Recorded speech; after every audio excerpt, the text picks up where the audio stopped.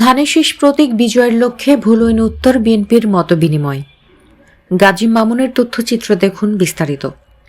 আসন্ন ত্রয়োদশ জাতীয় সংসদ নির্বাচনে কুমিল্লা 10 আসনে ধানের শীষ প্রতীক বিজয়ের লক্ষ্যে কুমিল্লা লালমাই উপজেলার ভুলইন উত্তর ইউনিয়ন বিএনপির মতবিনিময় সভা সম্পন্ন হয়েছে।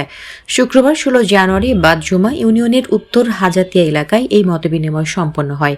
কুমিল্লা দক্ষিণ জেলা স্বেচ্ছাসেবক দলের আহ্বায়ক কমিটির সদস্য ও জেলা কমিটির সাবেক শিক্ষা বিষয়ক সম্পাদক মাস্টার শাহ আলম খোকনের সভাপতিত্বে মতবিনিময় সভায় বক্তব্য রাখেন কেন্দ্রীয় ছাত্র দলের যুগ্ম সাধারণ সম্পাদক খুরশিদ আলম লোকমান।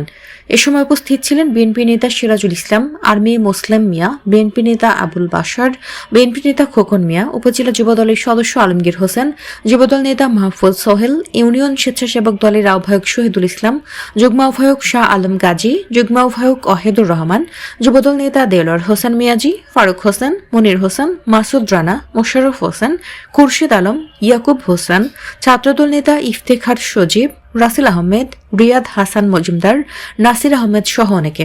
পরে বিএনপি চেয়ারপারসন মরহুমা বেগম খালেদা জিয়ার রুহের মাগফিরাত কামনায় দোয়া মোনাজাত করা হয়। মোনাজাত পরিচালনা করেন হাজী রুহুল আমিন।